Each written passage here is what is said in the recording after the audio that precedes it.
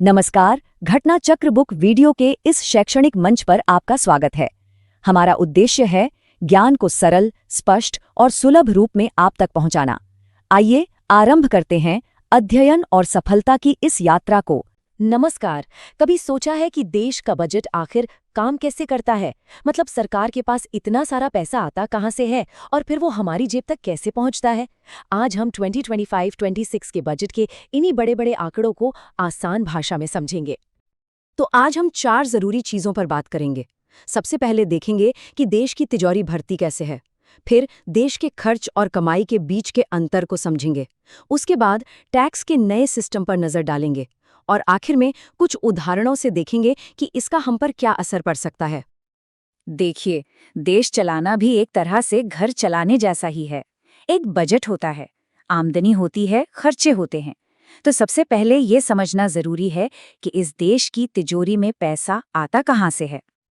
ये एक बहुत ही दिलचस्प सवाल है ना? और इसका जवाब हमें ये बताता है कि देश की आर्थिक प्राथमिकताएं क्या हैं। तो चलिए सीधे आंकड़ों पर ही नजर डालते हैं। तो ये रही सरकार की कमाई की पूरी कहानी। और सबसे चौंकाने वाली बात तो ये है कि सबसे बड़ा हिस्सा यानी 24% उधार और देनदारियों से आता है। मतलब सरकार काफी हद तक कर्ज पर निर्भर है।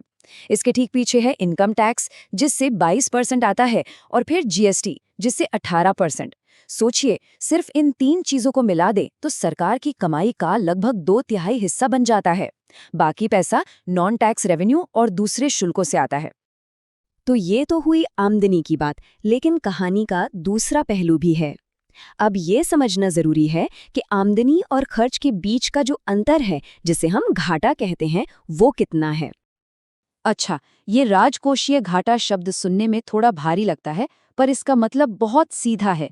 सीधी सी भाषा में कहें तो जब सरकार के खर्चे उसकी कमाई से ज्यादा हो जाते हैं, तो उस कमी को ही राजकोषीय घाटा कहते हैं। ये वो रकम है जो सरकार को अपने काम चलाने के लिए उधार लेनी पड़ती है। इस चार्ट को देखिए, ये जीडीपी के प्रतिशत के तौर पर राजकोषीय घाटे को दिखा रहा है। हम देख सकते हैं कि 2021-22 में ये 6.7% के ऊंचे स्तर पर था, जिसके बाद इसमें कमी आई। लेकिन 2025-26 के लिए अनुमान है कि ये फिर से बढ़कर 4.4% हो जाएगा।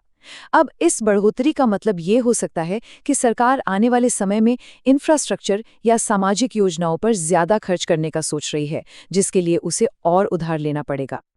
चलिए अब देश की बड़ी बड़ी आर्थिक बातों से हटकर उस चीज पर आते हैं जो हमारी जेब पर सीधा असर डालती है, और वो है इनकम टैक्स में प्रस्तावित बदलाव। तो इस बजट में एक बड़ी बात कही गई है, इनकम टैक्स सिस्टम को और आसान बनाने की। तो चलिए देखते हैं कि ये नई व्यवस्था असल में दिखती कैसी है।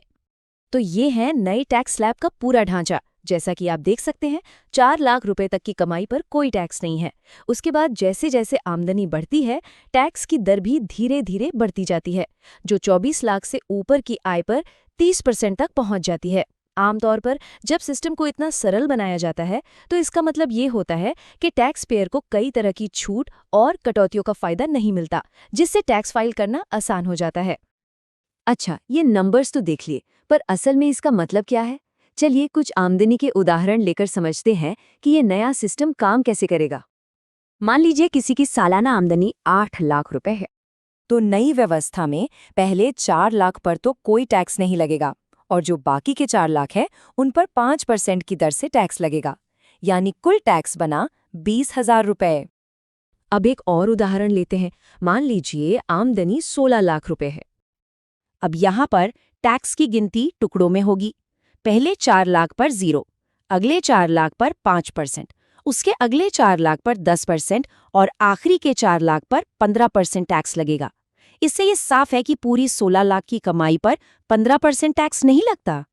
और आखिर में वो लोग जिनकी आमदनी 24 लाख रुपए से भी ज्यादा है, तो उनकी कमाई का सिर्फ वो हिस्सा जो 24 लाख से ऊपर है, उसी पर 30% की सबसे ऊंची दर लागू होगी। ये प्रोग्रेसिव सिस्टम ये पक्का करता है कि जिसकी जितनी ज्यादा कमाई हो, टैक्स की दर भी उसी हिसाब से बढ़े। तो ये थी बजट की पूरी कहानी, सरकार की कमाई से लेकर हमारे टैक्स तक। और ये सब हमें एक बहुत बड़े सवाल पर लाकर छोड़ देता है। क्या टैक्स सिस्टम को आसान बनाने से वाकई में अर्थव्यवस्था मजबूत होगी? ये एक ऐसा सवाल है जिसका जवाब तो सिर्फ आने वाला वक्त ही देगा।